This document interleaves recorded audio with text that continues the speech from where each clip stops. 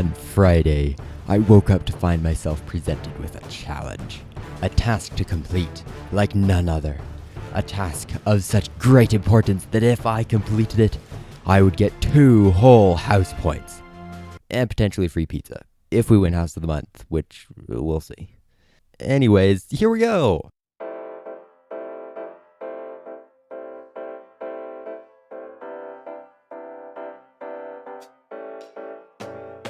Okay, so first I had to spend like 5 minutes figuring out how to pronounce Palantir. When I first looked it up, I found a software company called that, which is pronounced Palantir.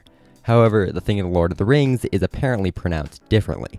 Apparently, it's a word from Quenya, a language originally created by Tolkien, but developed by enthusiasts who mandate that it be pronounced Palantir. However, in the movies, it's pronounced Palantir. Now, I would just use that, but the plural doesn't really make sense with that pronunciation, so I'll use Palantir, and so the plural would be Palantiri. As you know, the Palantiri are basically the Zoom call of Middle-earth. They allow people to communicate face-to-face over huge distances.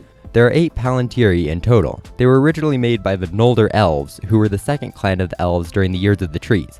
The Years of the Trees, in case you were wondering, was after the Years of the Lamps and before the Years of the Sun. Yeah, this history is turning out to be a lot more complicated than I expected. Anyways, after the Elves created the Palantiri, they gave them to the faithful Númenóreans. I don't know why you would give away something so powerful. I mean, they could have made some good cash off of those. After Númenor fell in the late Second Age, the Palantiri were rescued by the Dúnedain, who were the descendants of the Númenóreans. Aragorn is a member of the Dúnedain, by the way. The Dúnedain distributed the Palantiri to the following locations: Annúminas Weathertop, Illostirion, Osgiliath, Orthanc, Minas Ithil, which is now Minas Morgul, and Minas Anor, which is now Minas Tirith. The last stone was called the Master Stone and was housed in the Tower of Avalon. I couldn't really find any good pictures of this, and the only ones I did find were like this big, so there you go. Since then, 3 stones were lost, 1 was captured by Sauron, and 1 was taken to the Undying Lands, so only the stones of Minas Tirith and Orthanc remained. The Palantiri could only be used by people with a strong will and a great deal of wisdom. The users of the stones could also be manipulated by the person on the other end as well, like how Saruman was taken advantage of by Sauron. In short, the Palantiri are more than communication devices. They can have a huge impact on both individual people and the entire fate of the world. So yeah, they're basically Zoom calls.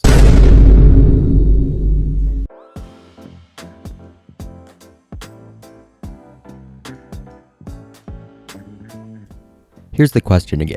Was Gandalf right to give the Palantir to Aragorn? Why or why not? Use examples and quotes from the text. I think that Gandalf was right. Using a Palantir requires someone who is wise and has a strong will, both of which are requirements met by Aragorn. For example, he demonstrated both of these character traits during the pursuit of the orcs towards the beginning of The Two Towers, particularly in his conversation with Éomer.